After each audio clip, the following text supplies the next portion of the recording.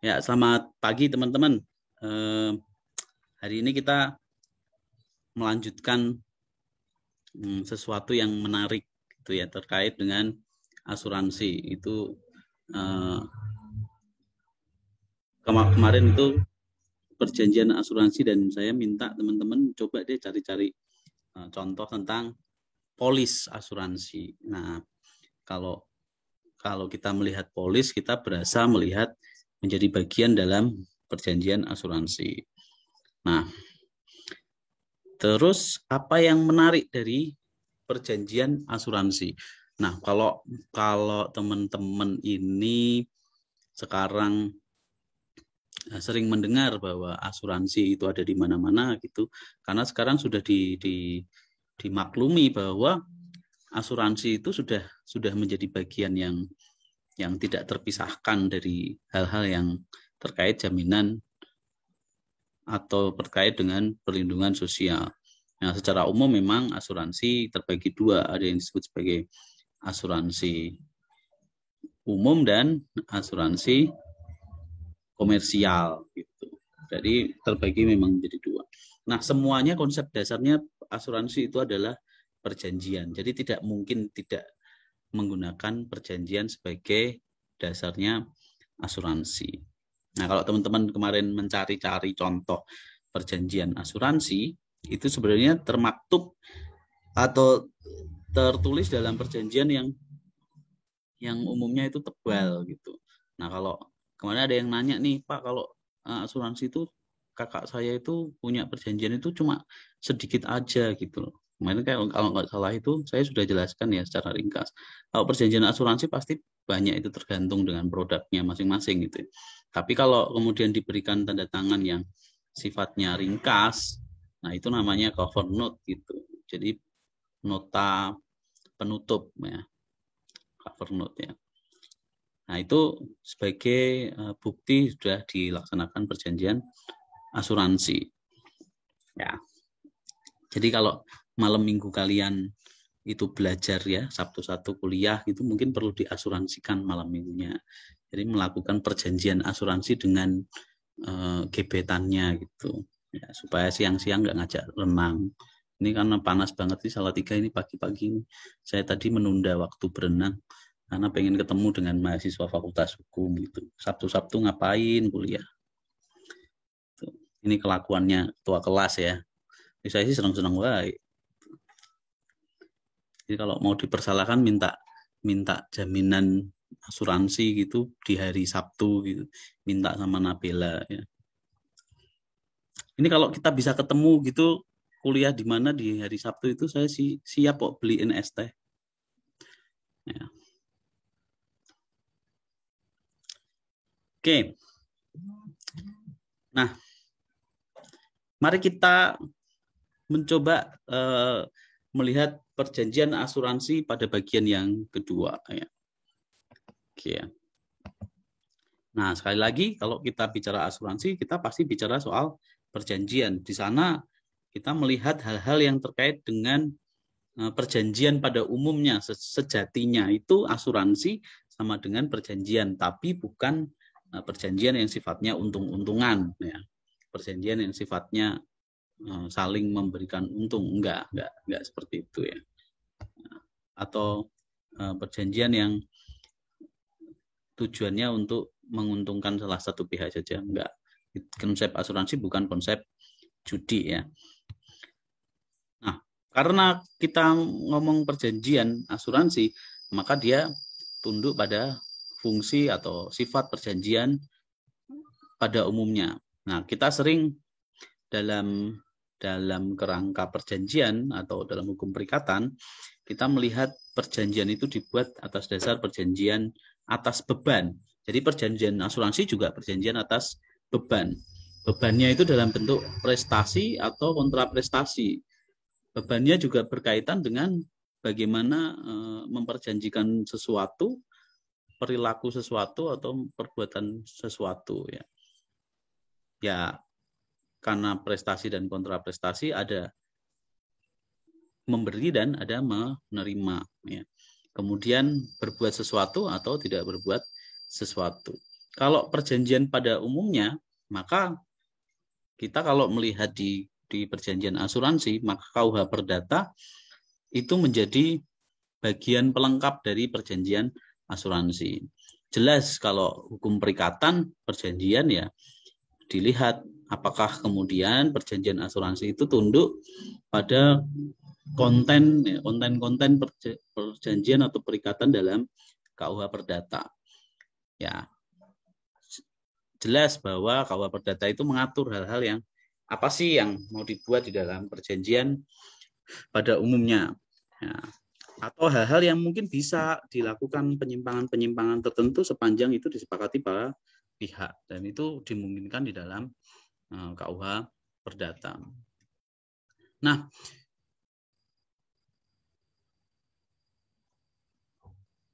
KUH Perdata juga mendasarkan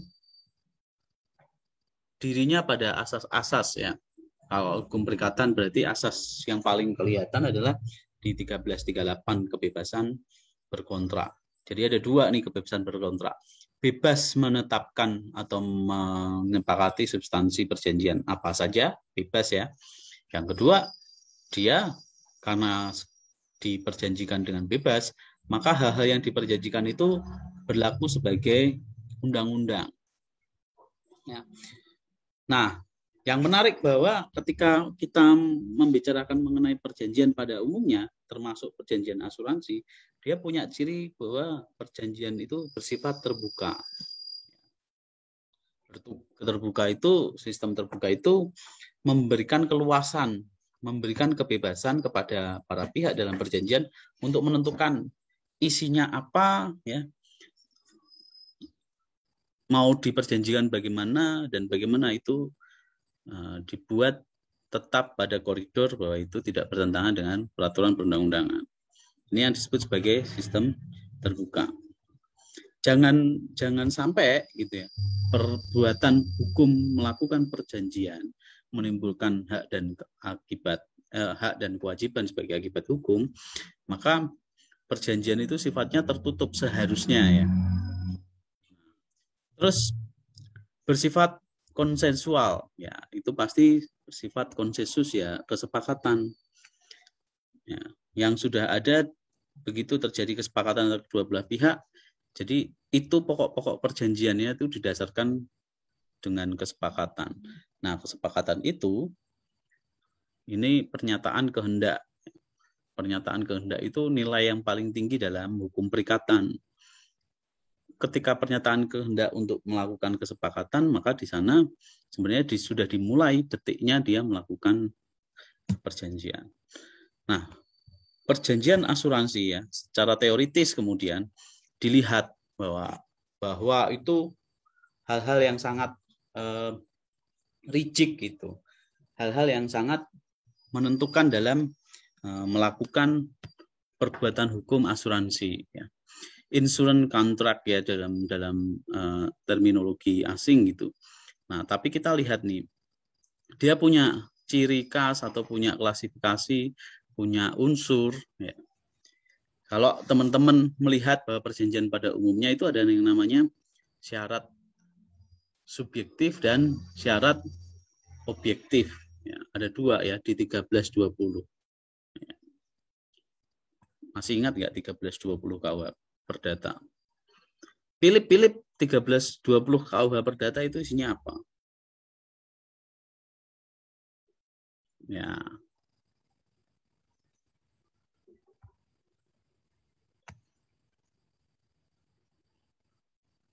Ya kita mungkin kuliahnya cowok sama cowok ya, Philips ya nggak apa-apa lah. Gitu.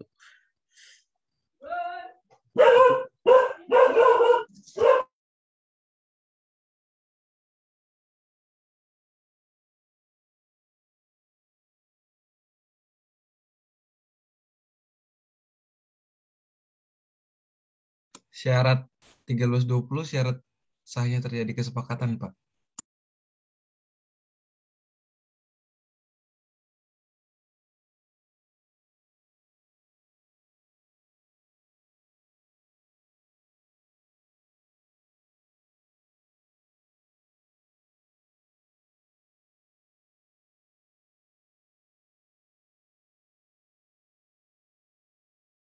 Ayo Philip, apa Philip? Eh, 1320. Pasal Pasti udah searching di Google nih. 1320 itu terjadi syarat sahnya terjadi persetujuan, Pak. Ada yang ada 4 itu. Ya, apa? Yang pertama adalah kesepakatan yang Hmm. mengingatkan kedua belah pihak. Hmm. Yang kedua, kecakapan untuk membuat kesepakatan. Yang ketiga, suatu pokok persoalan tertentu. Dan yang keempat, sebab yang tidak terlarang Apa? atau tidak tidak terlarang, Pak. Lupa kata-katanya. Oke, kalau gitu, terus Hanggara, mana yang disebut syarat subjektif dan mana yang disebut syarat objektif? Bentar, Pak. Ya, searching dulu, nggak apa-apa.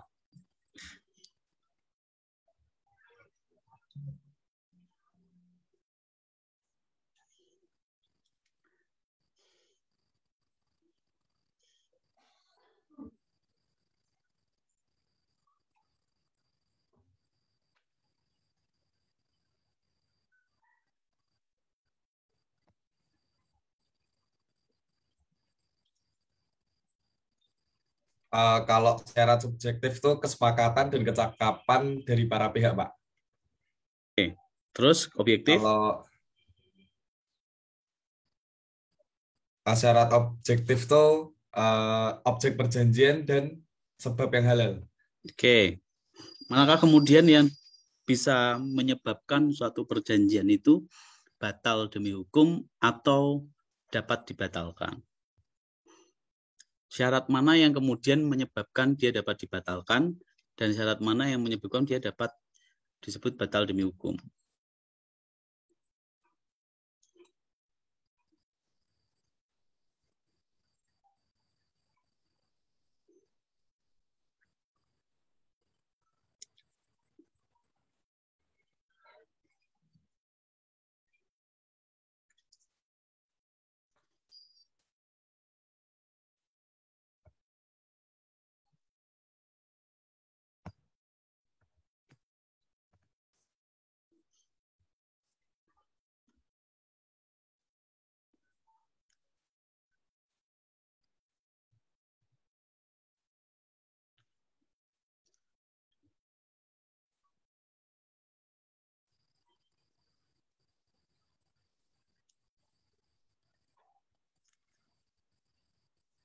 Syarat objektif, Pak.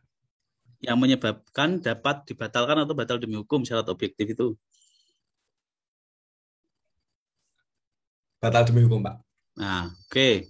Terus berarti syarat subjektif yang dapat dibatalkan perjanjian itu ya, Hanggara. Iya, Pak. Ya, oke. Tunjuk nama satu temanmu yang online.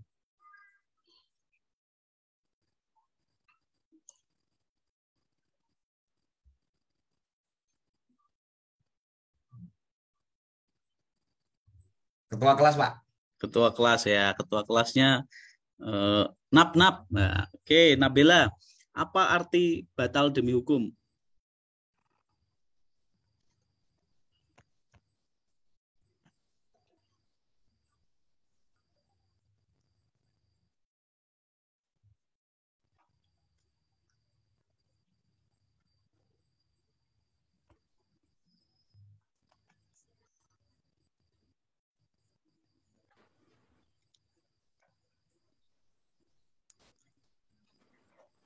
Batal demi hukum itu putusan yang sejak semula dijatuhkan, Pak. Ya, maksudnya gimana batal demi hukum? Benar, Pak.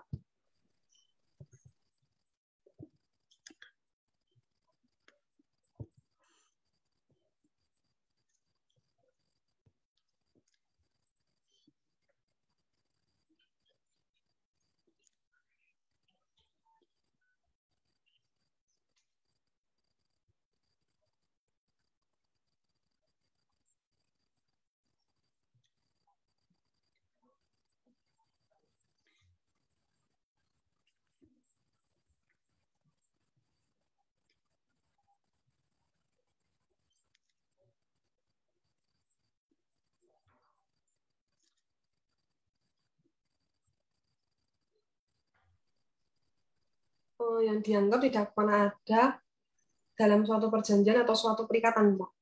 Oke, dianggap tidak pernah ada. Karena apa?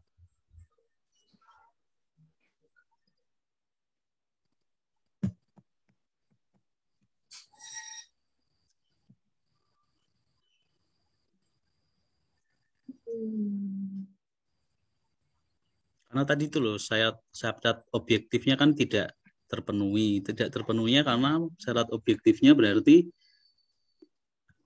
dia bertentangan dengan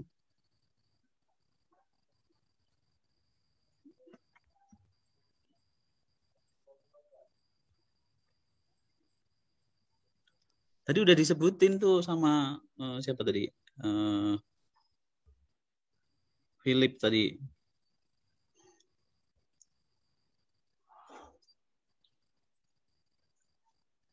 Ding dong, ding dong. Itu kayak apa? Flash disk masuk di laptop dulu. Ding dong, ding dong gitu. Nggak nyambung.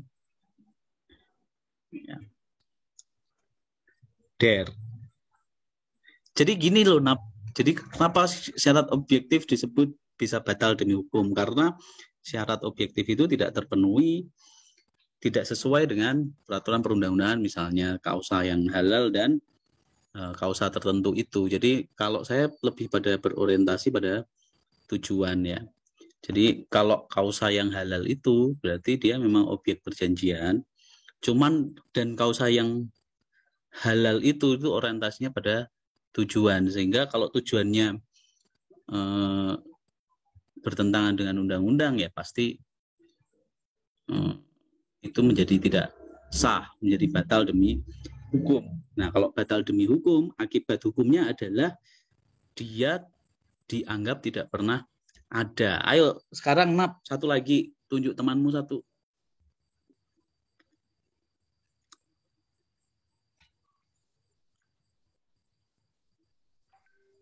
Ricky. Siapa? Ricky. Wah, Ricky. Ini larinya situ-situ aja ya. Gitu. Rick, hari Sabtumu yang nggak enak ini. Ayo, kalau tadi batal demi hukum, sekarang dapat dibatalkan. Artinya apa?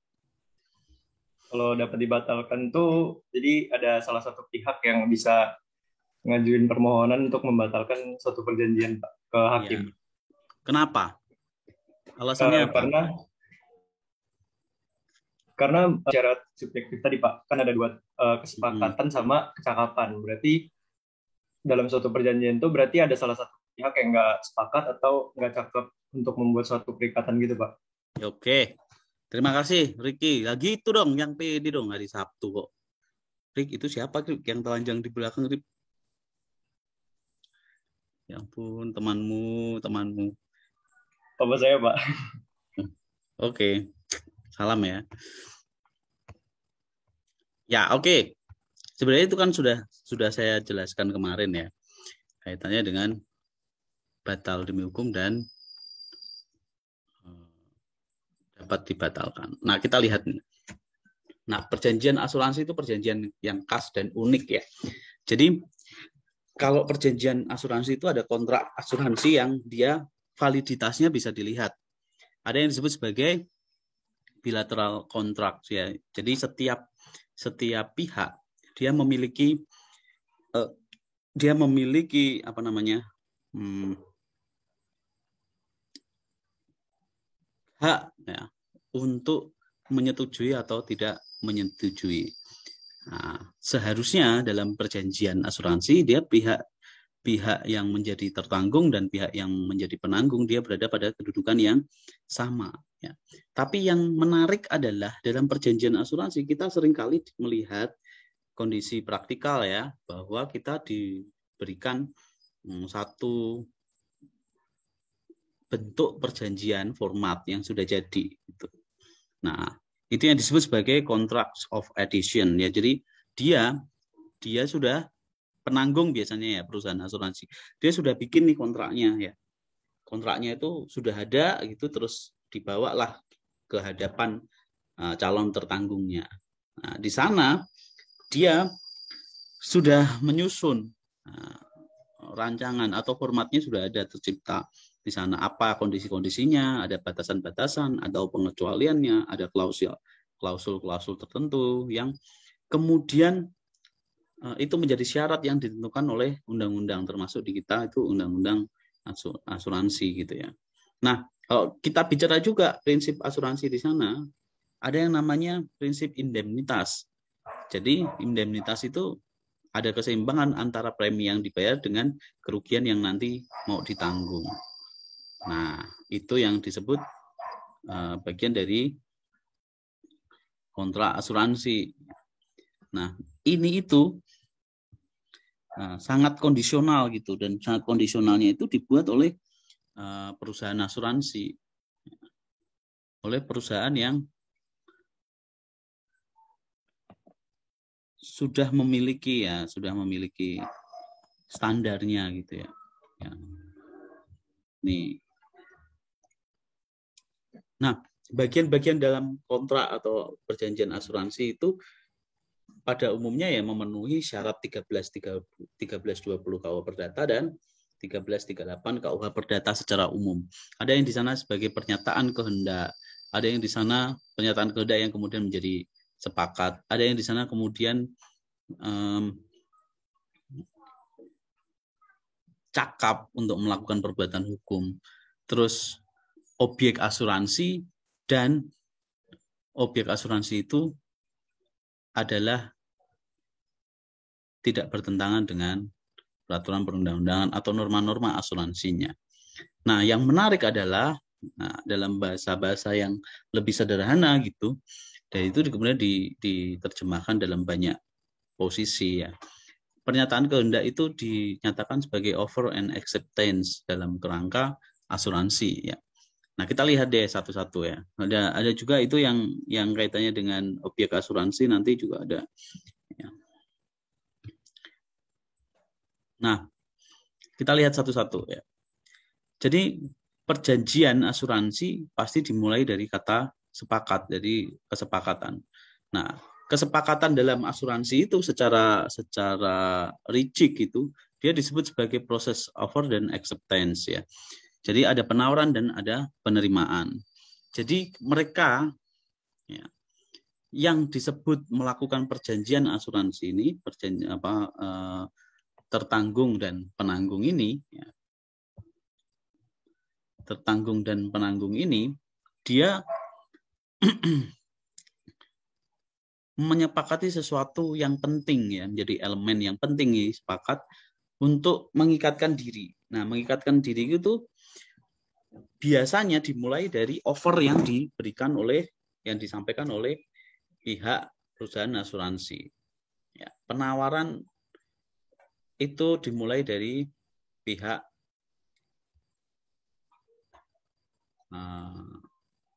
asuransi. Nah, ketika hendak dilakukan penawaran itu dari pihak asuransi itu maksudnya dia begini, perusahaan asuransi itu secara umum sudah memiliki materi promosi ya misalnya. Nah, itu. Nah, ini yang disebut sebagai penawaran semu. Jadi penawaran semu itu dia yang kemudian melakukan publikasi terhadap produk asuransi. Ya. Nah, kemudian secara fisikal gitu, penawaran itu justru berasal, yang paling nyata berasal dari pihak tertanggung. Dalam artian dia yang kemudian menawarkan diri, ya. Dia yang kemudian menawarkan diri untuk apa? Untuk ditanggung oleh perusahaan asuransi. Ya, ingat ya, pertama itu namanya penawaran yang semu, yang kabur. Ya, itu materi-materi promosi asuransi itu nyatakan orang kalau ini sebenarnya penawaran semuanya itu ada di situ. Nah, ketika kemudian yang tertanggung, atau misalnya saya yang menjadi calon tertanggung itu datang, saya kemudian secara fisik yang akan menawarkan diri untuk ditanggung oleh penanggung. Sehingga yang disebut penawaran kemudian yang real berasal dari tertanggung, dan penerimaan acceptance-nya itu ada di pihak penanggung. Nah, kalau dari sisi offer ya menawarkan ya, berarti saya itu sebagai calon tertanggung itu menawarkan diri untuk terikat dalam persyaratan-persyaratan tertentu yang menjadi tadi perjanjian adhesik tadi ya, yang dimiliki oleh pihak penanggung. Jadi saya sepakat nih bersedia untuk terikat dalam persyaratan-persyaratan itu. Nah, sementara dari pihak tertanggung dia ya menerima dong acceptance ya, menerima hal-hal yang kemudian dia tetapkan ketika orang itu mau menjadi bagian dari perjanjian asuransi sebagai pihak tertanggung. Nah, karena disebut perjanjian adhesik, sebenarnya perjanjian itu sudah mencerminkan bahwa ada hal-hal apa yang kemudian harus dituruti oleh para tertanggung, para calon tertanggung. Nah, ketika kesepakatan itu terjadi, maka kesepakatan itu menjadi harga yang paling tinggi yang tadi saya sampaikan di depan ya. Jadi timbul dia saat pertanggungan dimulai atau polis diterbitkan. Ya. Jadi kalau sudah diterima, maka dia akan nampak pada perjanjian asuransi. Ya. Terus yang tertanggung ini dia ya, ketika mengikatkan diri, ketika sepakat untuk mengikatkan diri dari sebagai pihak tertanggung dalam perjanjian asuransi, dia juga terikat dengan semua hal yang ada di dalam informasi asuransi yang disampaikan oleh penanggung. Jadi dia tidak bisa kemudian keluar dari kesepakatan itu, karena kalau keluar berarti dia melakukan tindakan wan prestasi. Nah, yang kemudian menjadi perhatian kita adalah ya bahwa ada yang namanya prinsip utmost good faith ya, yang kemarin sudah kita pelajari bahwa itu prinsip kejujuran yang paling tinggi. Artinya dia memberikan informasi-informasi tentang keadaan dirinya dan hal-hal yang terkait dengan risiko yang ingin dipertanggungjawabkan oleh penanggung. Itu kalau dari sisi. Sementara dari sisi penanggung, dia wajib memberikan informasi terkait perlindungan apa yang akan diberikan kepada tertanggung. Jadi kedua-duanya harus mencermati, harus mentaati ya pasal 251 KUHD tentang kewajiban informatif. Tertanggung wajib memberikan informasi tentang fakta material tentang objek pertanggungan, sementara penanggung wajib juga memberikan informasi tentang hal-hal apa yang ingin diberikan pertanggungan. Unyil.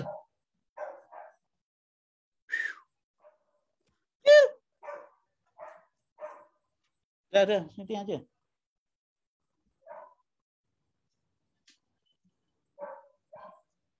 Aduh.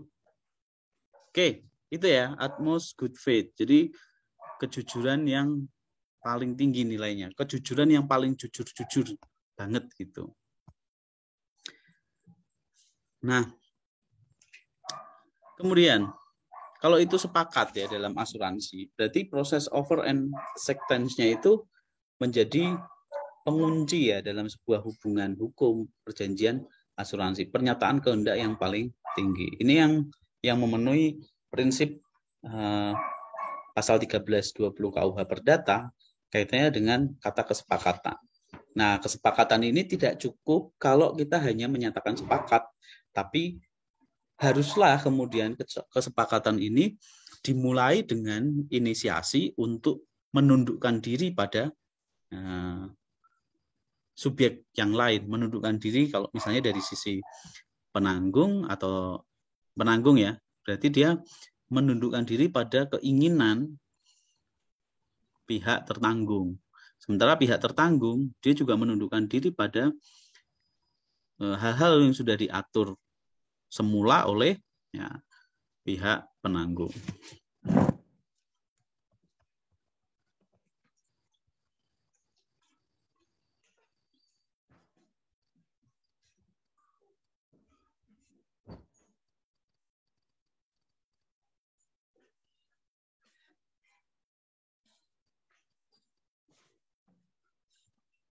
Analogi yang mungkin bisa kita gunakan misalnya karena ini hari Sabtu ya, hari Sabtu siang gitu yang cerah gitu ya.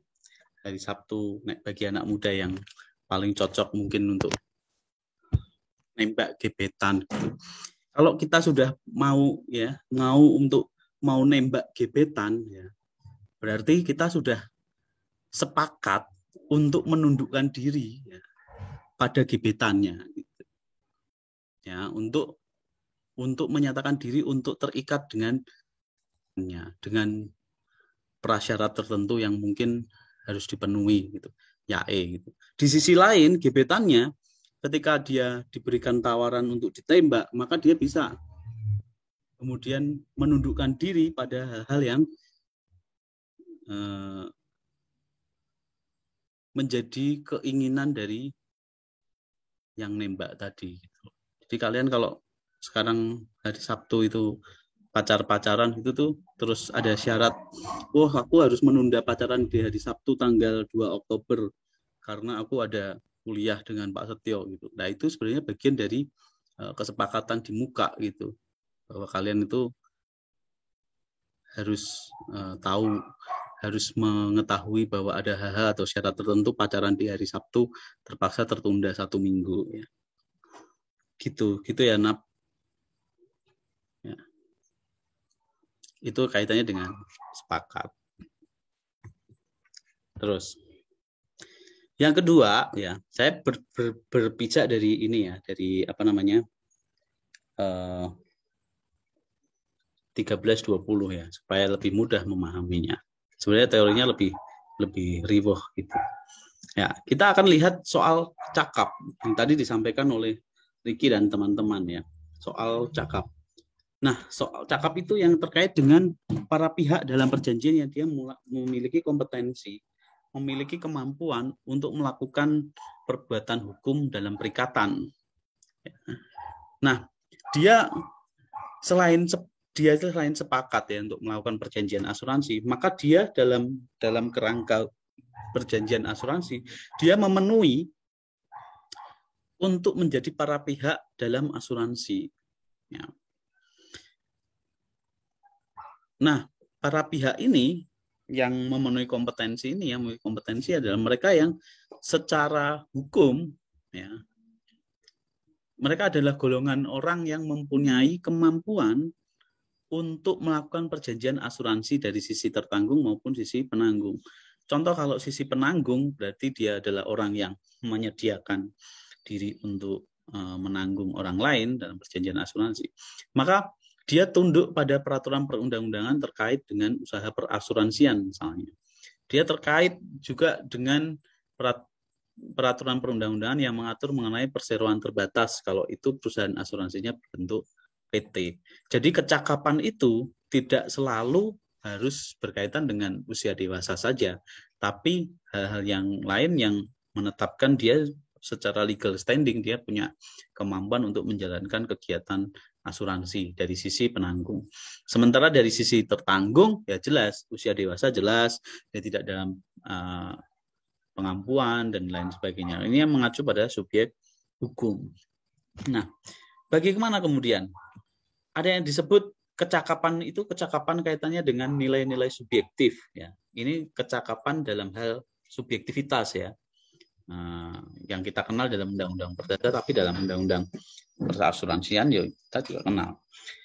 Secara subjektif itu terkait dengan kedewasaan. Jadi hal-hal yang sifatnya biologis, dia usianya sudah harus dewasa. Nah di Indonesia yang mengatur soal kedewasaan ada 2 nih.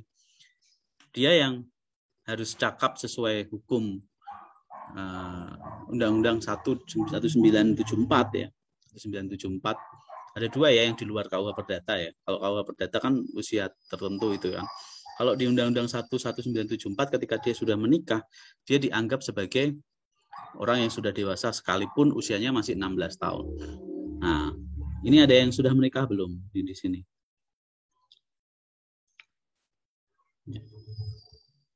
Kalau sudah ada yang menikah berarti bisa melakukan perbuatan hukum yang lebih banyak ketimbang yang belum menikah gitu. Termasuk asuransi yang sifatnya asuransi jiwa untuk keluarga. Kalau belum menikah mau daftarin asuransi jiwa untuk keluarga ya pasti ditanya mana akta nikahnya, nanti ahli warisnya siapa. Makanya nggak bisa dia cakap untuk melakukan perbuatan hukum perjanjian asuransi jiwa. Kalau masih pacar-pacaran itu mengasuransikan pacarnya ya nggak bisa. Gitu. Kalau pacarnya dibuat sebagai ahli waris, nanti ditanya hubungan dengan yang bersangkutan, itu ada itu klausulnya, hubungan dengan yang bersangkutan. Nah kalau di situ pilihannya pasti orang tua, anak kandung, ya, anak tiri, anak dan lain sebagainya. Cuma yang pacar belum ada. Gitu. Hubungan dengan yang bersangkutan, kekasih hati, ya nggak ada. Biasanya di aplikasi asuransi itu nggak ada.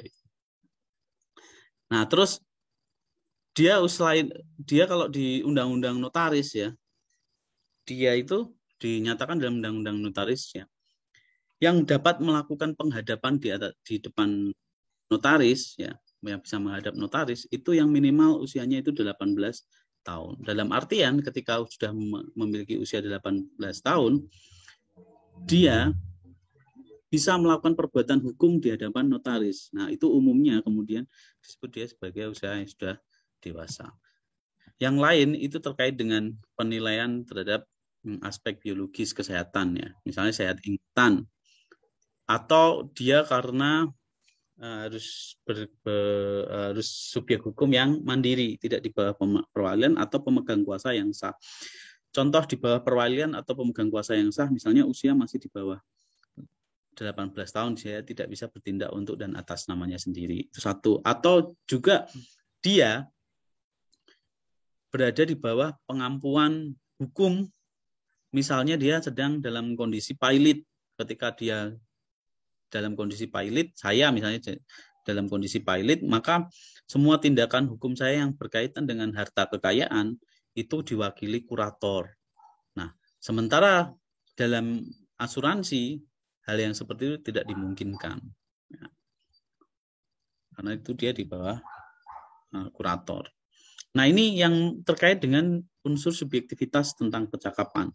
Nah, unsur objektivitas ya, itu terkait dengan legal standing-nya dia dalam bentuk bahwa dia punya kecakapan hukum yang memang oleh hukum dia diperkenankan untuk melakukan perbuatan-perbuatan hukum di bidang asuransi.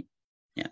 Dalam hal penanggung dan tertanggung perseroan terbatas ini ya khususnya ya, maka penanggung dan tertanggung itu kalau itu PT dalam melakukan perbuatan hukum itu diwakili oleh direksi yang sah yang sudah ditetapkan di anggaran dasar PT atau akta notaris pendirian PT, atau diberikan surat yang membuktikan bahwa dia memang dapat bertindak untuk dan atas nama perseroan terbatas. Ini kalau kondisinya secara objektivitas bahwa perusahaan atau PT yang kemudian menjadi para pihak dalam asuransi. Nah, apa tujuannya kenapa harus objektivitasnya itu harus dibuktikan? Karena ini terkait dengan nanti objek pertanggungan ya. Kalau tertanggung ya menjaminkan objek tanggungannya, sementara objek tanggungannya tidak memiliki hubungan hukum dengan tertanggung, tidak memiliki hubungan hukum dengan perusahaan ya, maka perusahaan asuransi ya dia tidak berada pada posisi kewajiban untuk memberikan ganti kerugian kalau ada kerugian. Contoh, kalau saya direktur sebuah PT, saya akan bertindak untuk dan atas nama PT. Nah, sementara saya mempertanggungkan objek asuransi yang saya tanggungkan itu bukan harta benda milik perseroan terbatas, tapi milik orang lain, ya, atau milik saya pribadi. Ya, jadi menjadi bagian dalam pertanggungan asuransi. Yaitu kemudian tidak bisa diberikan ganti kerugian, ya, karena itu bukan objek asuransi yang sah secara objektif. Ya. Nah, ini juga dalam rangka ya, itu pasal 250 itu untuk mencegah tertanggung dari upaya untuk mencari keuntungan diri sendiri. Nah, itu kan banyak film ya yang mengatakan bahwa objek asuransi kemudian diganti oleh penanggung. Nah, padahal objek asuransi itu bukan menjadi bagian dari yang sah dari objek asuransi. Nah, ini umumnya bisa ditelisik oleh yang namanya police insurance. Jadi polisi asuransi. Ada itu. Jadi polisi asuransi itu bukan polisi pada umumnya, tapi dia penilai, itu aktuaris, gitu. Yang dia punya kewajiban untuk menilai apakah suatu objek asuransi itu memang benar-benar objek asuransi yang memenuhi syarat. Unyil. Oke. Nah, di samping dia terikat pada pasal 250, dia juga terikat pada pasal 267.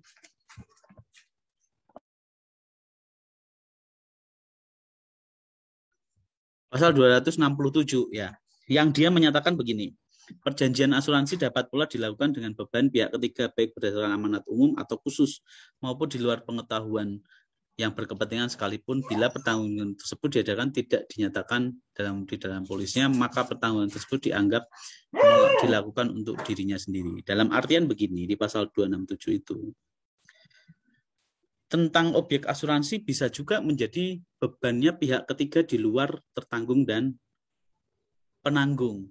Ya. Tapi begini, ada konten itu harus tertulis dengan nyata dalam perjanjian asuransi bahwa pihak ketiga di luar penanggung dan tertanggung itu juga bisa dibebani oleh ganti kerugian. Nah, misalnya terhadap objek asuransi ternyata rugi, timbul kerugian karena adanya pihak ketiga, maka pihak ketiga bisa dibebani ganti kerugian. Yang kemarin juga saya jelaskan ya. Kalau itu tidak dituliskan dalam perjanjian, maka tidak ada kewajiban memberikan beban kepada pihak ketiga. Tapi kalau itu dituliskan ya, itu baru kemudian bisa saling kait-mengkait gitu. Nah, kemudian di pasal 265 dan 266 menegaskan bahwa pertanggungan untuk pihak ketiga, ya, misalnya beban pihak ketiga tadi dia rugi juga bisa dipertanggungkan ya, akibat perbuatan hukum, akibat gini, objek asuransinya menimbulkan kerugian bagi pihak ketiga. Nah, itu juga harus dituliskan secara jelas di dalam perjanjian asuransi. Ya. Nah, mungkin dalam polis yang dimiliki teman-teman sekarang bisa terlihat gitu. Ya, cover note-nya itu mungkin ada nggak bagian ini itu bahwa kalau objek asuransi itu kemudian mengalami kerugian, ya, kerugian itu bisa disebabkan oleh hal-hal yang diperjanjikan dalam asuransi atau dirugikan oleh pihak ketiga, maka pihak ketiga bisa dimintakan pertanggungjawaban.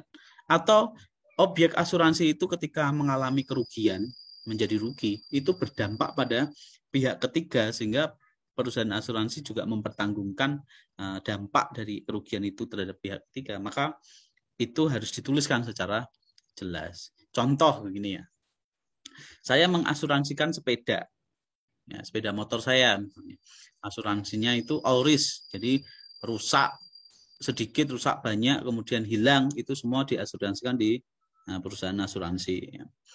Nah, dalam suatu waktu motor saya itu ditabrak gitu ya, ditabrak oleh orang lain di luar saya gitu ya, ditabrak oleh pihak yang lain, oleh orang yang membuat kerugian itu. Nah, ketika objek dalam perjanjian dinyatakan bahwa ketika objek asuransinya itu rusak atau rugi yang ditimbulkan oleh pihak ketiga, maka perusahaan asuransi boleh menuntut orang yang membuat rusak motor saya. Ya, dalam kecelakaan misalnya menyebabkan kecelakaan bisa dituntut untuk memberikan ganti kerugiannya. Ganti kerugiannya bukan kepada saya karena saya sudah dibayar oleh asuransi. Ganti kerugiannya itu yang diminta karena kecelakaan itu atau ditabrak itu pihak ketiga yang menyebabkan kerugian terhadap motor saya bisa dituntut oleh perusahaan asuransi. Ya, tujuannya ya pasti untuk mengurangi beban klaim. Gitu. Atau begini, motor saya, ketika saya mengendarai motor saya menabrak warung, bruk, gitu. Warungnya menjadi rubuh, motor saya rusak. Ya. Nah, dalam objek asuransi yang diasuransikan motornya, kemudian dinyatakan klausul di sana, ketika terjadi sesuatu dengan motor saya dan menimbulkan kerugian pada pihak yang lain, maka pihak yang lain itu juga bisa diberikan ganti kerugian terhadap objek asuransi yang rusak atau rugi tadi. Nah, itu yang dimaksud di pasal 265, 266, dan 267 KUHD. Jadi kira-kira seperti itu yang terkait dengan syarat subjektif dalam perjanjian asuransi, yakni sepakat dan cakap. Sementara cakap sendiri itu harus dilihat dari aspek subjektivitasnya, dari aspek objektivitasnya. Ada pertanyaan dulu sampai sini?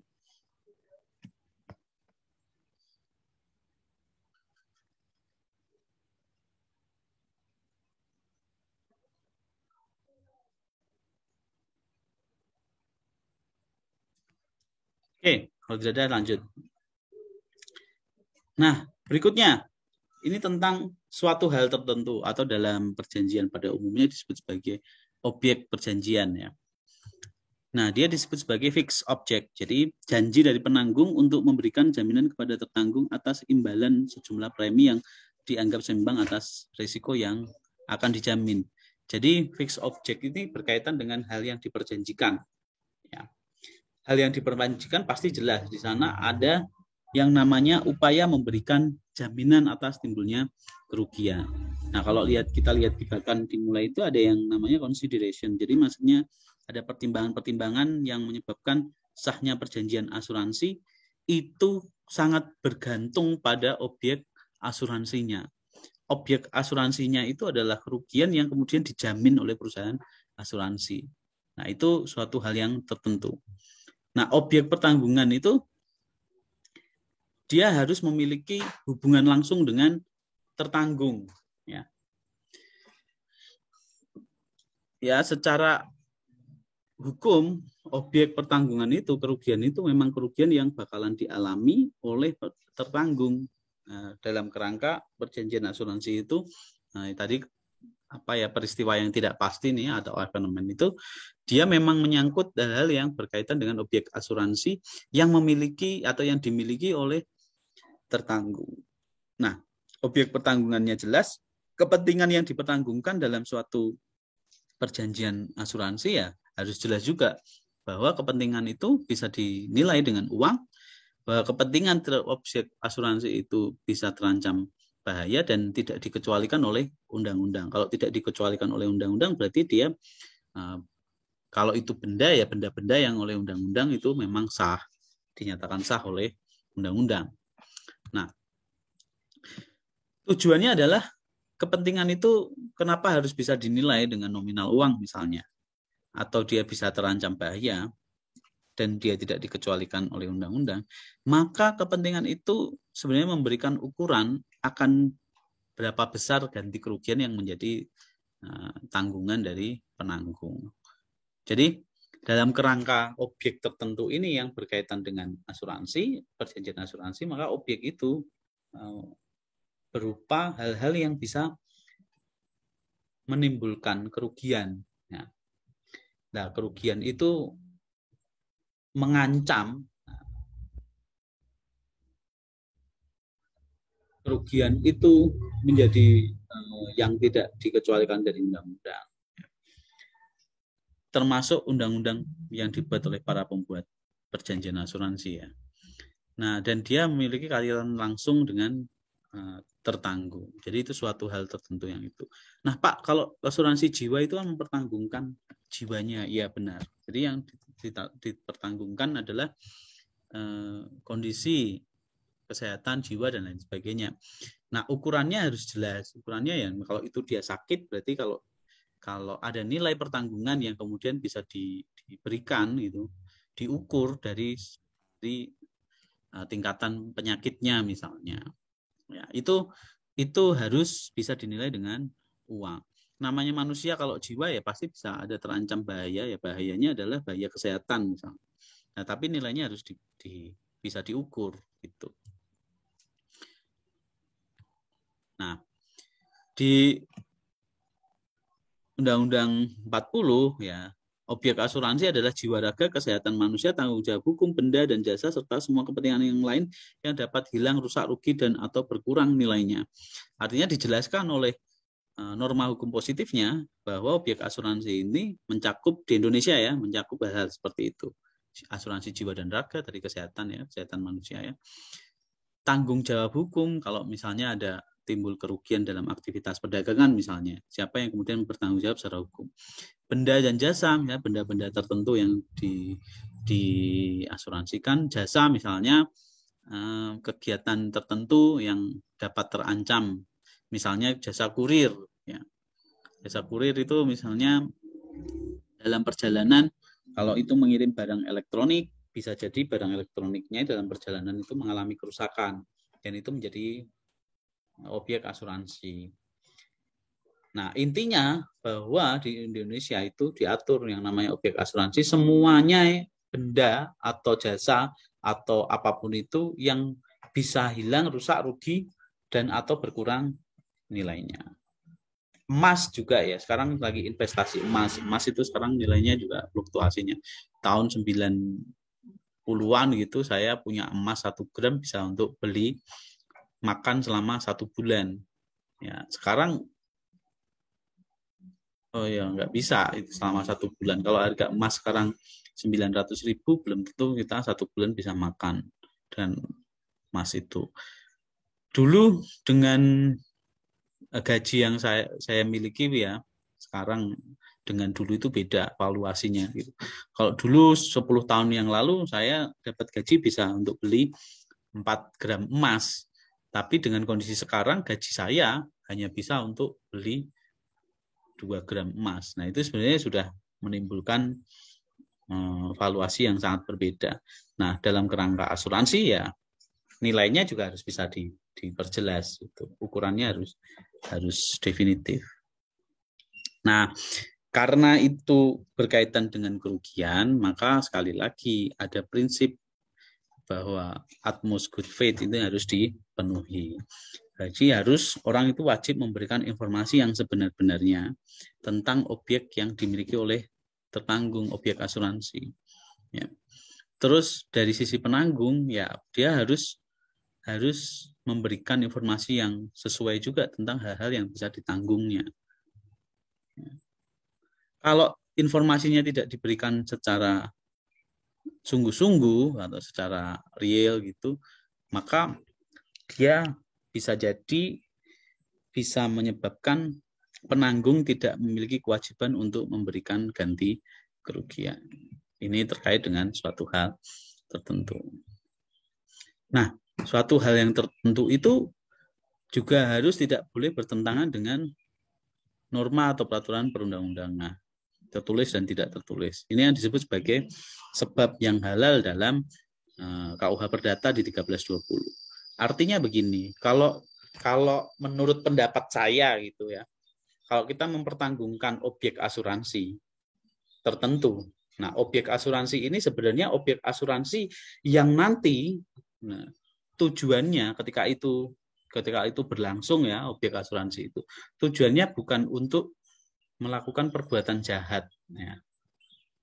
Kalau kalau hari Rabu kemarin saya jelaskan begini ini, kalau perjanjian itu objek perjanjiannya jelas jual beli motor, jelas itu motor ya.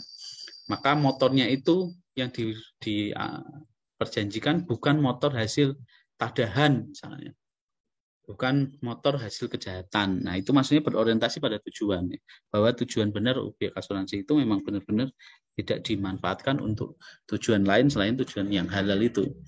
Maka dalam terminologinya dia disebut sebagai legal object, legal cause, atau dia yang sah itu bisa menjadi asuransi.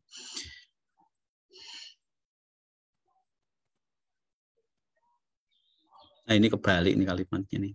Perjanjian asuransi yang bertujuan tidak untuk memberikan asuransi terhadap suatu sebab yang dilarang oleh undang-undang atau melanggar ketentuan atau bertentangan dengan kepentingan umum. Jadi artinya perjanjian asuransi itu memperjanjikan hal-hal yang oleh undang-undang nantinya tidak menyebabkan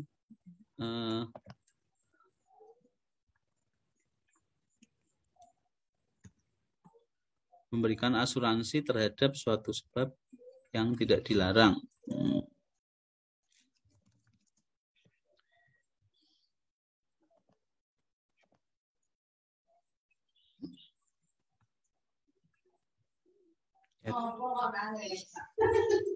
Tidak dilarang oleh ketentuan perundang-undangan melanggar kesusilaan atau bertentangan dengan kepentingan umum. Ya.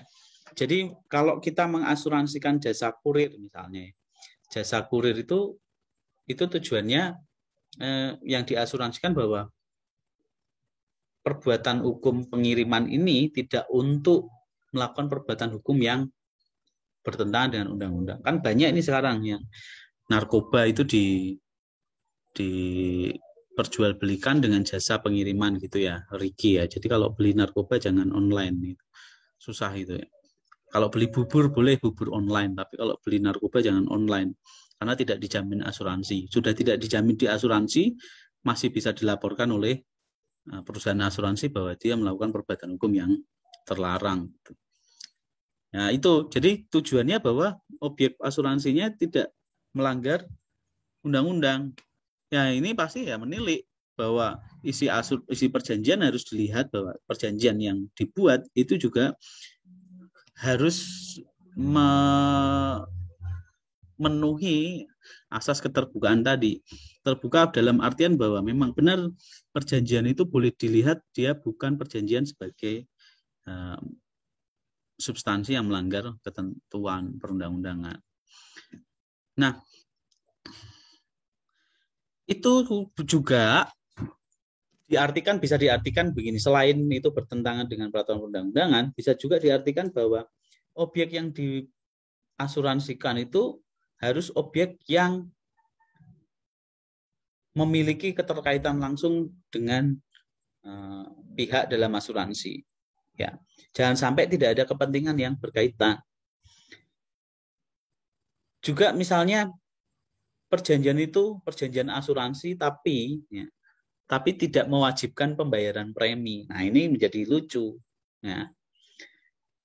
Mosok asuransi namanya asuransi tidak ada premi. Jadi aneh gitu ya. Maka itu tidak diperbolehkan. Dalam asuransi, dalam hukum asuransi, dalam peraturan perundang-undangan asuransi, maka yang menjadi pengunci adalah premi. Harus ada kejelasan. Ya. Premi itu menjadi salah satu. Nah, ini berkaitan dengan pasal 1337 KUH Perdata bahwa dia tidak boleh bertentangan dengan peraturan perundang-undangan, kesusilaan maupun ketertiban umum. Nah, kalau dia tidak memenuhi kausa yang halal ini dan objek tertentu itu, maka dia bisa batal demi hukum. Tapi yang perlu kita pahami bersama-sama bahwa konsep batal demi hukum dan dapat dibatalkan dalam kerangka perjanjian pada umumnya maupun perjanjian asuransi, maka ada upaya yang dilakukan bahwa itu bisa menjadi batal demi hukum dan dapat dibatalkan. Contoh kalau kaitannya dengan objek asuransi menjadi batal demi hukum, dalam perjalanan waktu selama perjanjian berlangsung dan tidak ada timbul kerugian, maka perjanjian itu berlangsung sampai jangka waktu tertentu, ya. Yang jangka waktu yang diperjanjikan. Kalau tidak ada timbul kerugian. Tapi begitu timbul kerugian, maka nanti akan dilakukan upaya-upaya cermat untuk menilai bahwa kerugian itu memang timbul sesuai yang bisa dijamin dengan pertanggungan itu sesuai dengan hal-hal yang diperjanjikan. Tapi ketika hal-hal yang diperjanjikan itu tidak dipenuhi, ya, ternyata objek perjanjiannya tidak memenuhi kerangka sebab yang halal ini, alasan sebab yang halal ini, maka pihak asuransi tidak dapat dibebani ganti kerugian dalam artian bahwa kewajiban untuk memberikan pertanggungan itu batal demi hukum, tidak perlu dipenuhi karena tidak sesuai kewajiban informatif itu mungkin tidak dipenuhi. Itu terkait dengan syarat sahnya perjanjian asuransi yang melihat pada 4 konten di dalam 1320. Nah, yang unik adalah pada perjanjian asuransi ada satu lagi. Itu ada yang namanya polis. Ya.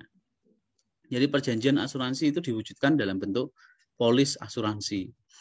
Dia adalah suatu legal form, yaitu perjanjian yang dia ya, memenuhi unsur-unsur perjanjian secara tertulis. Ya.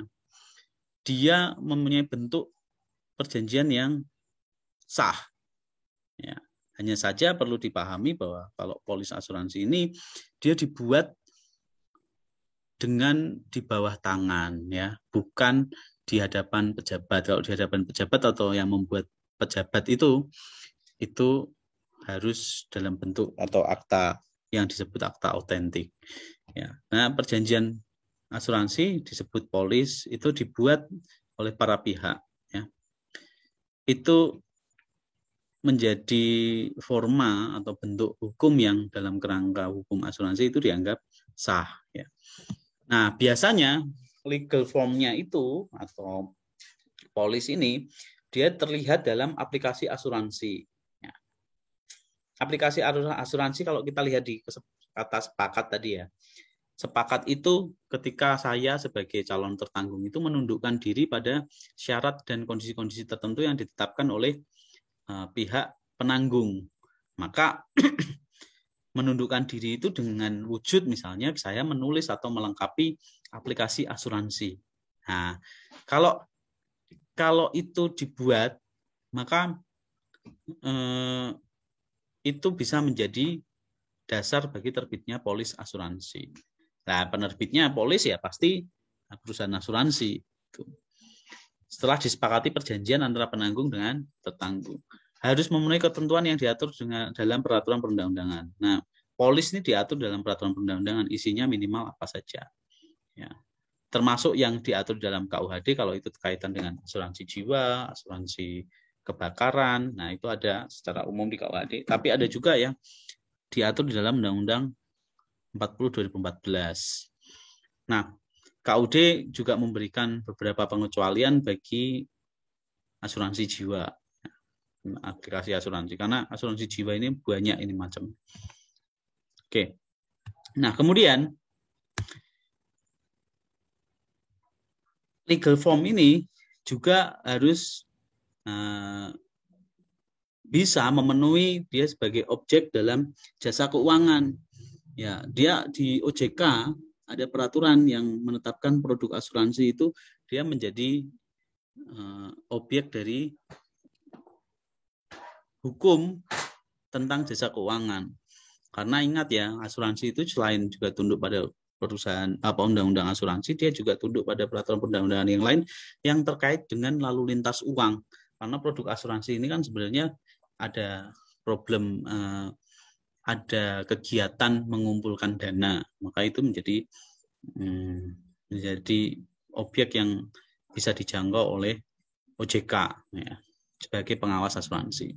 Jadi polis asuransi itu diterjemahkan sebagai akta perjanjian asuransi atau dokumen lain yang dipersamakan dengan akta perjanjian asuransi, serta dokumen lain yang merupakan satu kesatuan yang tidak terpisahkan dengan perjanjian asuransi yang dibuat secara tulis dan memuat perjanjian antara pihak perusahaan asuransi dan pemegang polis. Artinya polis ini karena dia diakui oleh OJK sebagai objek pengawasan OJK ya, maka polis ini harus jelas bahwa dia itu dibuat secara tertulis. Nah, aplikasi asuransi akan menjadi dasar terbitnya polis asuransi. Kemudian hal yang dituliskan di dalam aplikasi asuransi itu dinyatakan dalam polis asuransi, dinyatakan dalam perjanjian asuransi yang disebut polis. Nah, itu akan menimbulkan suatu kenyataan hukum adanya hubungan hukum antara perusahaan asuransi dengan pemegang polis. Nah, yang paling menarik dalam perjanjian asuransi, ya satu ciri utamanya adalah wujud dari perjanjian asuransi atau perikatan asuransi itu adalah polis ya, sebagai bentuk legal dari perjanjian asuransi. Itu mungkin. Sampai di sini dulu ada pertanyaan. Bahwa sekarang kalau teman-teman melihat perjanjian asuransi berarti ada 5 hal yang menjadi utama ya syarat sahnya ya. Pertama dia cakap untuk melakukan pertama dia sepakat untuk melakukan perjanjian asuransi, yang kedua dia cakap untuk melakukan perbuatan hukum asuransi, yang ketiga ada objek asuransi yang jelas, yang keempat ada objek asuransi itu tidak melanggar ketentuan atau peraturan perundang-undangan, norma, kesulitan, dan lain sebagainya. Dan keempat-empatnya ini diwujudkan dalam bentuk polis asuransi. Nah, itu kalau kita mempelajari tentang perjanjian asuransi. Ada pertanyaan dulu?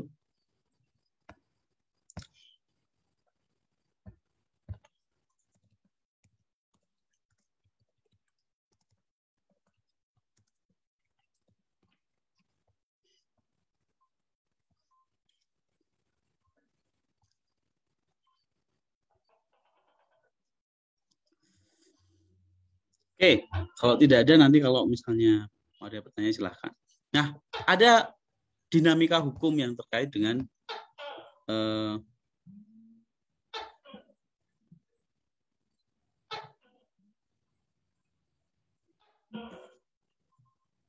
halo Mas, Mas.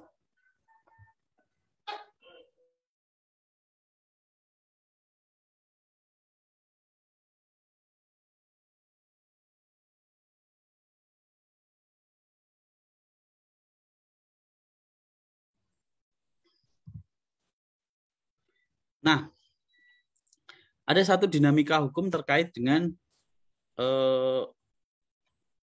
secara teoritis ya, bagaimana kita dalam perjanjian asuransi itu terkait dengan hak dan kewajiban. Nah, ingat dalam perjanjian pada umumnya ya, karena perjanjian dia tunduk pada perjanjian pada umumnya, sebenarnya kan perjanjian asuransi itu kan perikatan ya, hubungan-hubungan antara satu orang atau lebih ya, prestasi atau kontraprestasi ya. Dan ini yang disebut sebagai perbuatan hukum yang dua segi.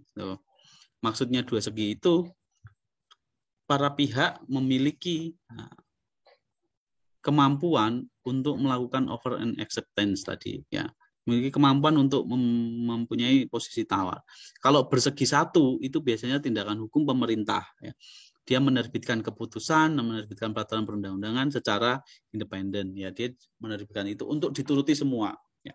Sementara kalau perjanjian itu bersegi dua karena para pihak bisa mengajukan hak dan kewajibannya baik dari sisi pihak yang satu ke sisi pihak yang lain ya. Makanya kemarin juga saya jelaskan bahwa ada yang disebut sebagai perjanjian timbal balik, bahwa saya sebagai subjek hukum pemangku hak dan kewajiban melakukan perjanjian dengan orang lain yang memiliki hak dan kewajiban pula. Hak saya untuk mendapatkan sesuatu berhadap muka dengan kewajiban di sisi yang lain untuk memberikan saya sesuatu. Demikian juga kewajiban saya untuk membayar sesuatu dari sisi hak di tempat lain, dia berhak untuk mendapatkan pembayaran. Sama seperti perjanjian asuransi.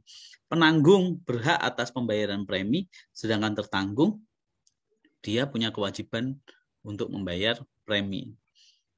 Nah, penanggung punya kewajiban untuk ganti kerugian, maka tertanggung punya hak untuk dijamin kerugiannya oleh penanggung. Nah, itu secara umum. Nah, apa hak dan kewajiban penanggung? Penanggung dalam perjanjian asuransi, dia memiliki hak untuk satu, dia menerima premi, menerima pembayaran premi. Dalam polis asuransi pasti juga ditulis.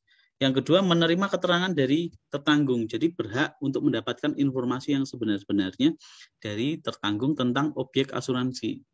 Ya. Atau hal-hal yang diinginkan untuk ditanggung harus dijelaskan secara terbuka. Gitu. Dan hak-hak lain yang sebagai imbalan dari kewajiban tertanggung. Contoh misalnya ada asuransi tambahan, aksesoris gitu. Nah, itu dia juga bisa menerima premi tambahan gitu ya. Kalau perjanjian utamanya ini, terus dia berhak atas pembayaran premi tambahan misalnya. Nah, dia punya kewajiban untuk menandatangani polis dalam waktu 24 jam setelah dimintanya dan menyerahkan polis kepada tertanggung dalam waktu 8 hari setelah ditutupnya perjanjian.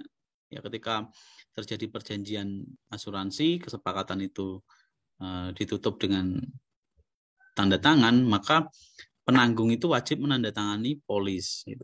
Kok penanggung yang wajib menandatangani polis, Pak? Karena begini, karena polis asuransi itu diterbitkan setelah terjadi perjanjian kesepakatan asuransi. Nah, kesepakatan itu pihak tertanggung itu lebih duluan tanda tangan.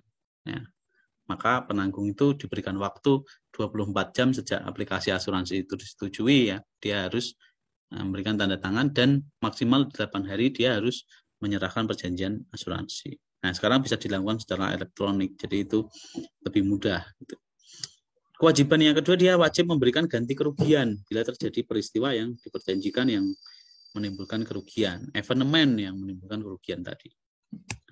Terus dia melaksanakan premi restorno terhadap tertanggung yang beritikat baik. Nah, apa itu premi restorno? Dia wajib mengembalikan jumlah total premi asuransi, ya, yang sudah dibayarkan. Karena ternyata ada upaya-upaya dari pihak tertanggung itu mencegah kerugian terhadap objek asuransi misalnya. Premi restorno itu dimaksudkan ketika dalam jangka waktu asuransi, perjanjian asuransi, ternyata tidak timbul kerugian. Nah, itu dianggap sebagai itikat baik dari pihak tertanggung untuk mencegah terjadinya kerugian. Maka ketika preminya itu berakhir, ketika asuransinya itu berakhir jangka waktunya, ya, maka dia dikembalikan total jumlah premi yang sudah dibayarkan. Nah, sekarang fasilitas asuransi banyak yang seperti ini. Terus bahkan ada fasilitas tambahan berupa dana pengembangan premi. Ya, itulah bahasa-bahasa surganya asuransi. Ya. Ya, bisa terwujud, bisa enggak. Gitu. Kan perjanjian asuransinya untuk 20 tahun. Ternyata dalam kurun waktu 20 tahun mendatang banyak aturan yang berubah. Bisa jadi perjanjian asuransi yang kita tanda tangani sekarang di masa 20 tahun ketika tutup asuransi, selesainya jangka waktu bisa berubah. Nah, itu kan bahasa-bahasa surga. Karena banyak yang terjadi dulu seperti itu.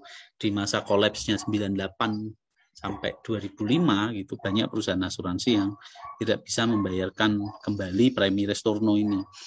Contoh ya, asuransi yang kemarin jadi objek skripsi salah satu teman kalian. Nah, dia asuransi jiwanya itu bahasa surganya pada masa lalu ketika ya nanti preminya akan dibayar, boleh diambil sewaktu-waktu. Nah, ketika sewaktu-waktu dana pengembangannya ya disesuaikan. Nah, ketika mau dibayar sesuatu ini namanya flush ya. Ketika dana itu ditarik secara bersamaan oleh orang-orang, itu flush itu bisa menimbulkan kerugian dari sisi perusahaan asuransi karena bisa jadi uangnya nggak ada.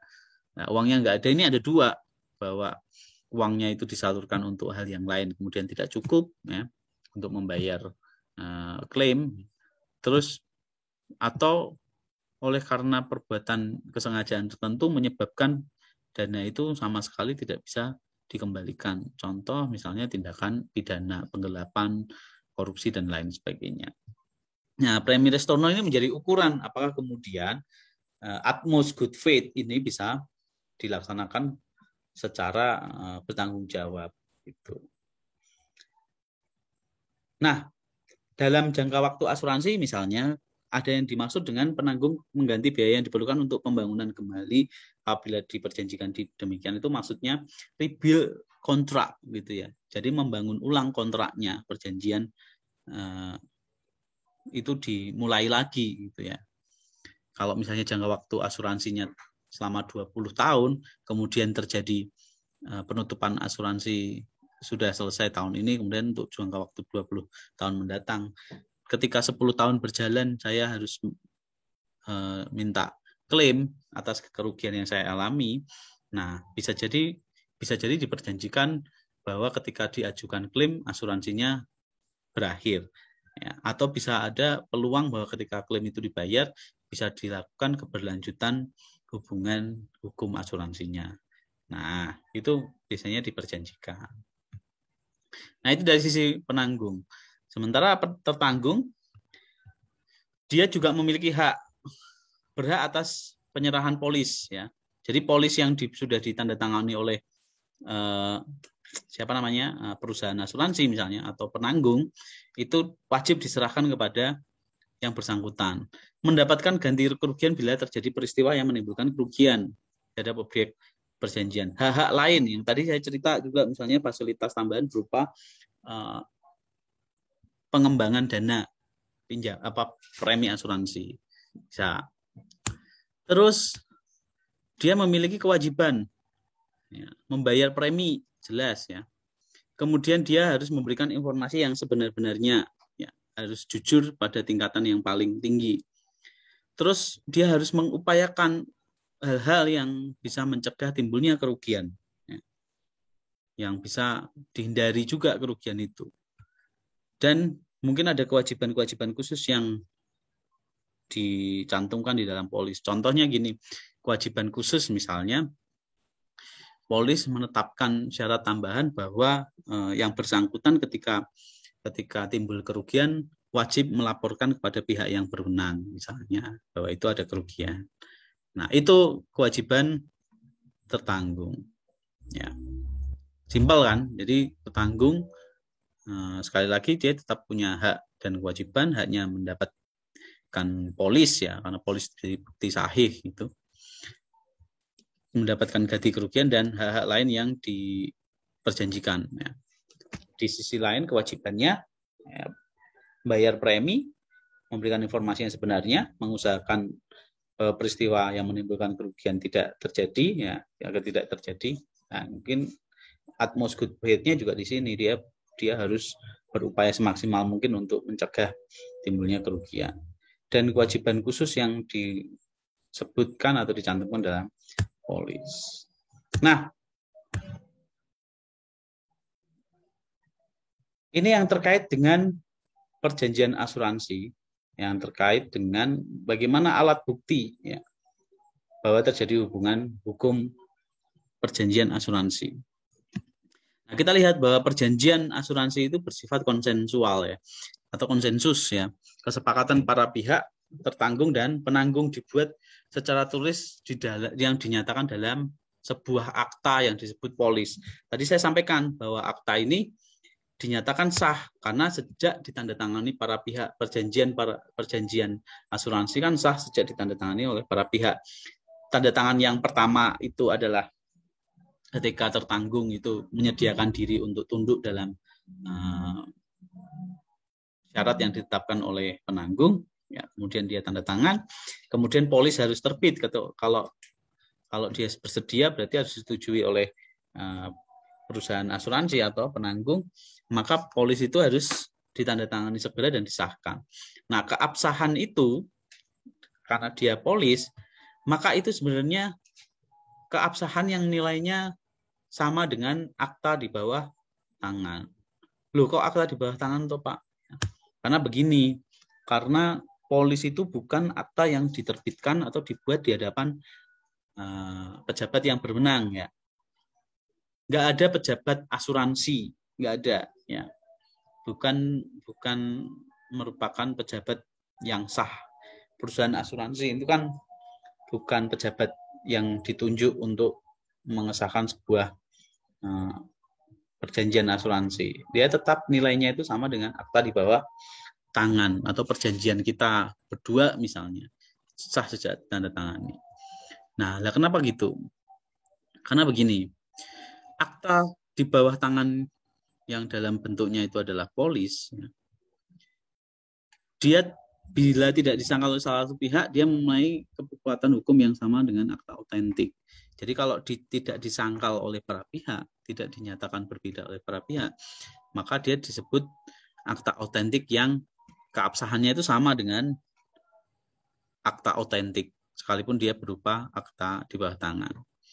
Nah, diatur di pasal 257 dan 258 bahwa ketika polis itu ada nyata, maka dia merupakan syarat konstitutif sahnya perjanjian asuransi. Dengan adanya polis, maka perjanjian asuransi secara konstitusional dianggap sah.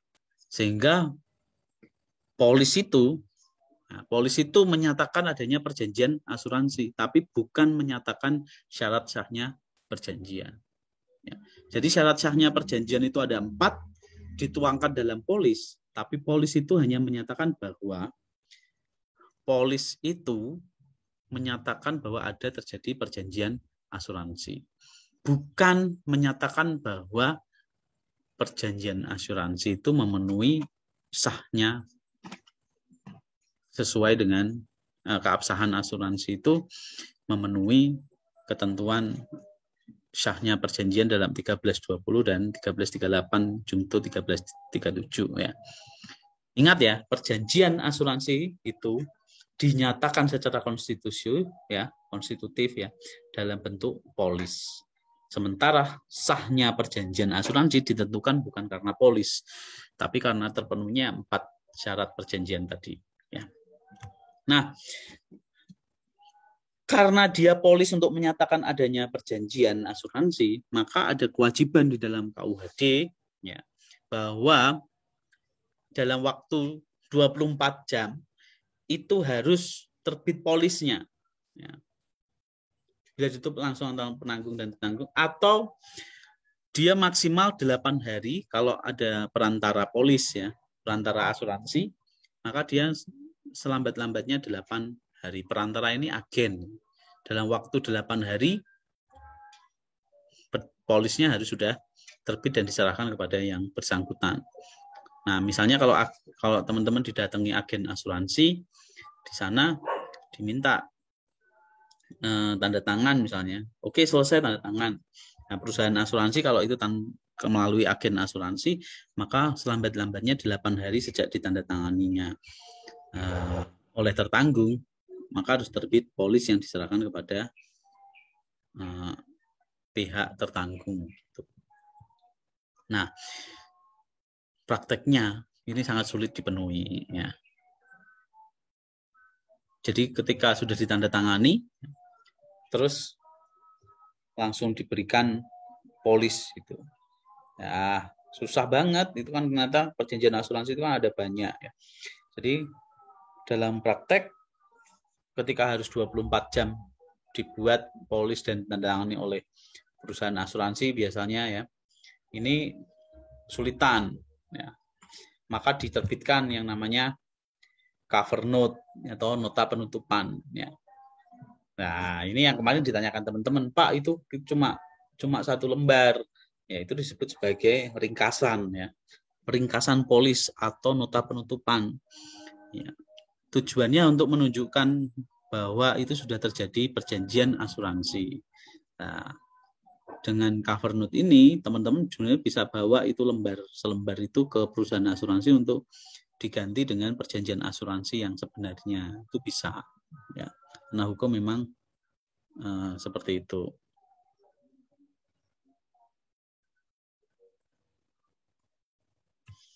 Nah, dengan cover note itu mempermudah dalam praktek, misalnya dia lebih simpel ya.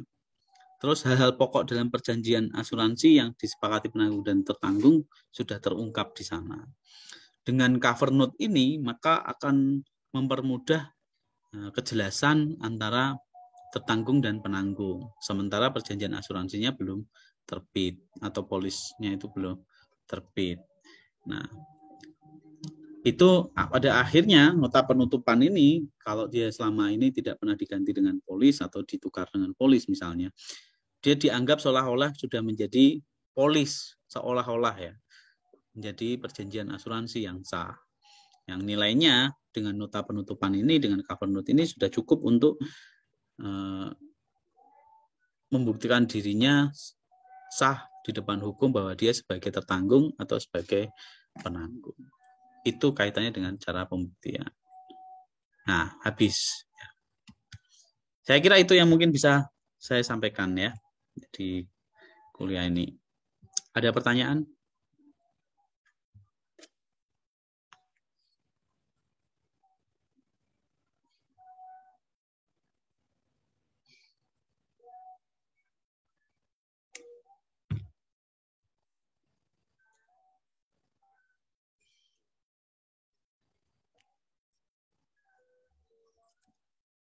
Ada yang ingin memberikan tanggapan, boleh deh.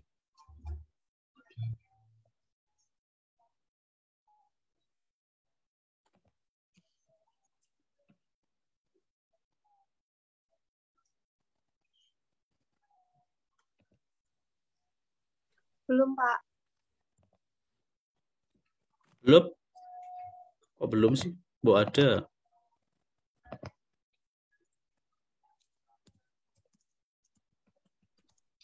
Mau bertanya, Pak. Ya, silakan Michael. Jadi saya mau nanya, Pak. Jadi kan kemarin tuh kawan saya tuh meninggal, Pak. Kawan saya meninggal, terus dia di asuransi P lah.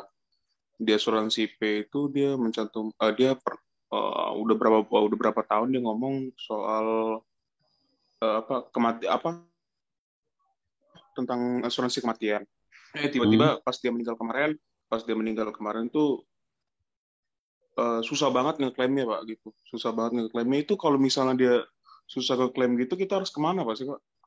Harus ke polisi kah atau seperti apa? Padahal kita udah kasih tahu fotonya, udah ada udah tahu surat kematiannya juga udah ada, dari kepolisian juga udah ada, tapi tetap aja susah klaimnya untuk keluar. Terus kita harus ngadu kemana tuh, Pak, kalau kasus seperti itu?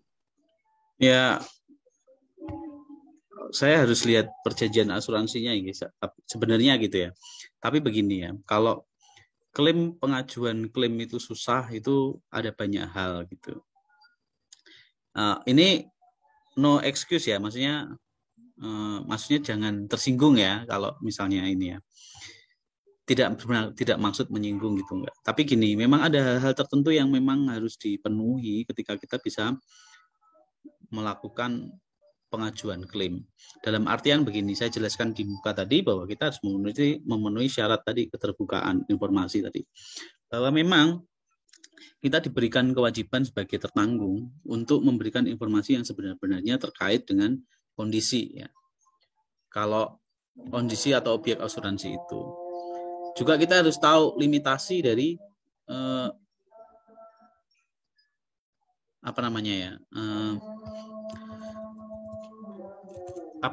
limitasi dari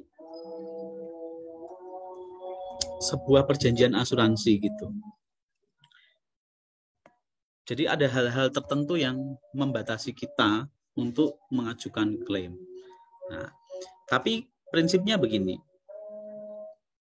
Pertama yang harus dilakukan bahwa kita memastikan kondisi kita sebagai tertanggung itu adalah kondisi yang sah gitu.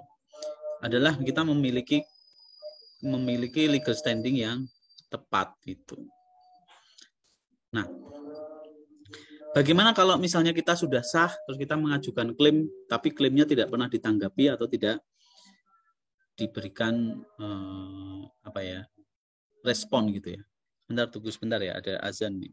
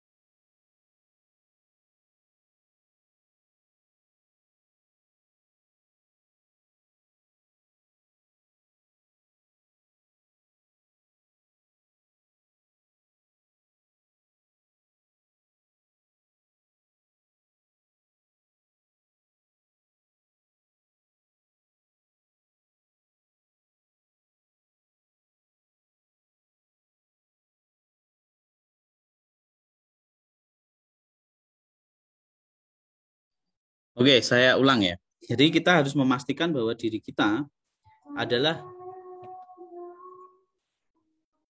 bahwa subjek hukum yang sebagai tertanggung yang memang sudah memiliki keabsahan bahwa saya sebagai legal standing tertanggung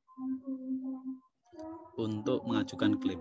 Maaf ya kalau misalnya tertanggungnya itu dia meninggal, maka ahli warisnya harus ahli waris yang sah yang ditunjuk melalui perjanjian asuransi untuk mengajukan klaim ya.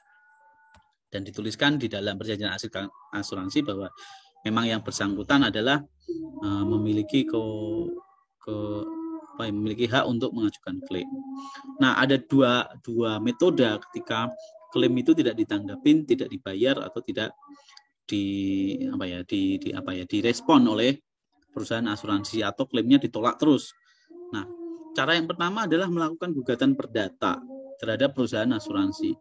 Gugatan perdata itu kaitannya dengan pemenuhan unsur perjanjian terkait dengan wan prestasi. Nah, umumnya itu kalau kita menggunakan jasa lawyer atau jasa kuasa penasihat hukum gitu ya, kuasa hukum gitu ya, yang sering dilakukan pertama adalah melakukan somasi. Nah, tapi somasi memang menurut saya ya lambat lah ya kalau itu ya. Karena begini, dalam pengajuan klaim di OJK sendiri di kalau nggak salah di peraturan OJK nomor 69 ya 2016 kalau nggak salah ya, itu tuh diatur bahwa kalau kita mengajukan klaim ya sesuai jangka waktu di dalam perjanjian asuransi, selambat-lambatnya 30 hari harus sudah diberikan tanggapan atau direspon gitu ya, dipenuhi lah klaim itu. Tapi kalau tidak segera, maka di OJK itu bisa memungkinkan Anda digugat secara perdata perusahaan asuransi. Digugat secara perdata pada satu sisi ya, melalui somasi, terus ada juga misalnya gugatan wan prestasi karena tidak membayar asuransi, klaim terhadap ganti kerugian, gugatan ganti kerugian juga gitu yang diajukan ke pengadilan negeri. Nah, ini dilakukan melalui mekanisme peradilan umum, peradilan perdata ya di pengadilan negeri. Nah, barangkali mungkin dipandang bahwa kalau melalui pengadilan ini akan menjadi berlama-lama, susah, tidak segera selesai. Nah, lucunya ya di Indonesia itu kan namanya pengadilan itu asasnya kan peradilan itu kan murah, cepat, adil ya, biaya murah. Ya, biaya murah ya belum tentu ya, cepatnya ya nggak bisa diukur ya, keadilannya juga nggak tahu tuh nanti seperti apa.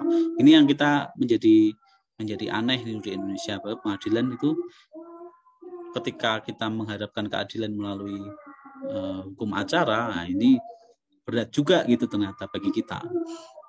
Nah, mungkin bisa dihindari kalau nggak mau melewati peradilan, bisa juga Michael ini bisa, kalau misalnya Michael ini adalah ahli waris yang sah gitu, mengajukan gugatan ke lembaga yang namanya Badan Mediasi dan Arbitrase Asuransi Indonesia. Badan Mediasi dan Arbitrase Asuransi Indonesia atau BAMI. Nah, kok BAMI sih? BMAI, Badan Mediasi dan Arbitrasi Asuransi Indonesia. Nah, dia itu sebenarnya kan perhimpunan ya, perhimpunan dari kegiatan-kegiatan usaha asuransi, entah itu asuransi umum, entah itu asuransi jiwa, atau asuransi jamsos ya, itu ada ya. Nah, perhimpunan ini tujuannya untuk menyelesaikan sengketa terhadap klaim-klaim asuransi yang tidak segera dibayar. Nah, karena ini sifatnya perjanjian keperdataan, maka dia menjadi alternatif ya. Dia menjadi usaha-usaha untuk menghindari ya, beban untuk ketika melakukan gugatan perdata secara umum. Nah, melalui BMAI ini ya, melalui BMAI ini nanti yang menjadi tertanggung dan menjadi penanggung nanti bisa diupayakan untuk diselesaikan melalui mediasi atau melalui arbitrase. Nah, nanti hasilnya akan terlihat, namanya perjanjian ya, hukum perdata pada umumnya ya, dia harus dilihat substansi perjanjian, terus nanti diteliti oleh polis asuransi juga sebagai yang memberikan keterangan terhadap penelitian klaim ya, dan lain sebagainya. Itu bisa dilakukan. Sebenarnya ada juga cara yang ketiga ya. Cara yang ketiga itu kita mengajukan keberatan gugatan melalui YLKI, Yayasan Lembaga Konsumen Indonesia. Itu dimungkinkan. Cuma memang ketika diserahkan kepada YLKI ini kita harus turut aktif memberikan dorongan agar bisa diselesaikan. Itu kira-kira Michael yang bisa dilakukan secara hukum ya. Tapi di luar itu misalnya pengajuan klaim harus segera bisa dibayar gitu ya. Itu banyak bisa dilakukan dengan sabaran. Ini saya punya pengalaman nih, asuransi jiwa ini enggak Bumi Asih Jaya dulu. Jadi ketika saya dulu belum tahu ya, ketika saya usia lulus SMA atau 17 tahun atau 18 tahun, berarti saya bisa mengajukan klaim asuransi. Lulus SMA saya usia 17 tahun. Jadi ketika itu saya bisa mengajukan klaim jaminan manfaat untuk melanjutkan sekolah ke pendidikan yang lebih tinggi. Ini Kak. Bilang apa? Ya. Nah, terus harusnya saya dapat nih manfaat asuransi ini sebanyak sekian juta rupiah. Tapi oleh Bumi Asih Jaya tidak dibayar sampai sekarang. Saya sudah mengajukan klaim dan klaim ini bisa saya lihat itu di ILKA itu sampai sekarang itu masih menggantung ya. Padahal udah sekian puluh tahun belum dibayar. Itu contoh ya. Sampai akhirnya tidak berani, kan tetangga saya sendiri jadi tidak berani ke rumah sampai hari ini gitu. Itu satu contoh Michael. Jadi memang kalau kita mau memilih asuransi ya asuransi itu harus benar-benar nyata-nyata memberikan informasi yang jelas tentang tata cara pengajuan klaimnya juga supaya bisa segera dibayar. Saya kira itu jawaban yang bisa diberikan Michael. Baik Pak. Karena terlalu sering juga Pak. Saya juga udah berapa kali mengalami hal yang sama. Yang pertama klaim kejiwaan kematian saudara saya juga sama, tapi beda Pak. Ini Aksa Mandiri, yang satu Prudential, yang satu lagi ada beberapa ini Pak. Selain pokoknya belakangnya BUMN lah gitu. Semuanya berlabel Mandiri semua Pak. Jadi mengalami kekecewaannya banyak banget soal asuransi. Jadi agak kurang percaya terhadap asuransi lagi gitu. Nah, ini menariknya di Indonesia ya, bahwa perusahaan asuransi ini kan modal dasarnya adalah trust ya, kepercayaan ya. Ini tidak bisa menjadi kegiatan unggulan ya dalam lalu lintas jasa keuangan. Sementara kalau di negara-negara yang lain yang sudah maju, asuransi ini menjadi solusi gitu dalam rangka kita mengalami problematika. Sekalipun misalnya di Amerika ya ada asuransi namanya security number ya, asuransi jaminan sosial yang sifatnya wajib. Melalui security number ini, jaminan sosial ini, itu orang ketika dia tidak memiliki pekerjaan dan dia sudah terdaftar di asuransi, maka dia mendapatkan kesempatan untuk tetap dibayar sampai dia bisa mendapatkan pekerjaan kembali dalam jangka waktu tertentu. Nah, ketika dia ikut dalam asuransi tambahan, ya, salah satu fasilitasi asuransi tambahan yang dilakukan oleh pihak swasta misalnya di Amerika sana ya, dia bisa mendapatkan kesempatan untuk bekerja pada perusahaan yang sesuai dengan kompetensinya. Ini contoh kaitannya dengan ketika kita kehilangan pekerjaan. Nah, contoh yang lain misalnya negara juga mempersilahkan ada kegiatan asuransi dalam bermacam-macam bentuk, termasuk untuk sekolah atau kuliah. Dan klaimnya itu bisa diklaim, semua orang harus punya kartu kredit ketika usia dewasa, maka dia harus keluar dari rumah, harus mengupayakan dirinya bisa hidup dengan caranya sendiri gitu ya, mendapatkan penghasilan. Nah, makanya menjadi budaya malu kalau misalnya usia 18 tahun masih tinggal serumah dengan orang tua. Nah, di sana di negara-negara maju menjadi budaya malu. Karena harus sejak saat itu dia harus bisa memulai hidupnya sendiri. Nah, ketika ada banyak asuransi itu jadi produk-produk yang unggulan gitu ketika kita ke klaim asuransi.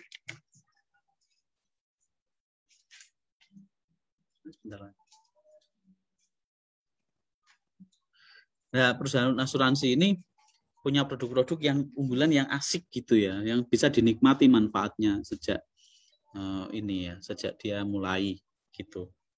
Terikat dalam perjanjian asuransi. Berbeda di negara kita, jadi asuransi atau produk jasa keuangan asuransi ini ya modalnya sangat trust gitu ya, bukan menjadi budaya yang kalau misalnya saya terkenal dengan Anda, kemudian Anda mengajukan klaim ya kasih. Tapi kalau saya nggak kenal, ya mungkin bisa jadi kenal itu dalam artian luas ya, bisa jadi ayo udahlah klaimnya nggak usah ditanggap. Nah ini jadi masalah. Nah itu makanya kalau di bidang kredit itu namanya NPL ya, misalnya apa namanya klaim-klaim itu utang tidak segera dibayar kemudian diajukan klaim. Nah di asuransi di Indonesia juga secara faktual kita akan kesulitan mendapatkan klaim yang sesuai atau nilai ganti kerugiannya itu seimbang dengan yang sudah kita perjanjikan. Nah itu mungkin keluh kesah. Nah nanti mungkin Michael dan teman-teman lulusan kelas hukum asuransi, lulusan hukum asuransi itu bisa menjadi polis asuransi yang keren-keren itu loh. Jadi bisa menjadi bagian dari auditor asuransi. Saya kira itu Michael. Terima kasih, itu keluh kesahnya saya terima. Ya baik Pak, terima kasih Pak. Mungkin ada yang lain?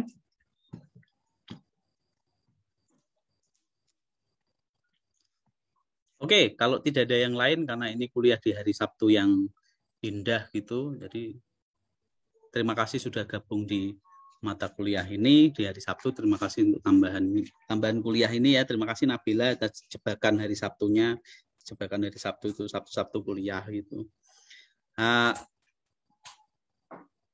jangan lupa untuk tetap perhatikan polis asuransi ya, polis asuransi yang sudah teman-teman buat.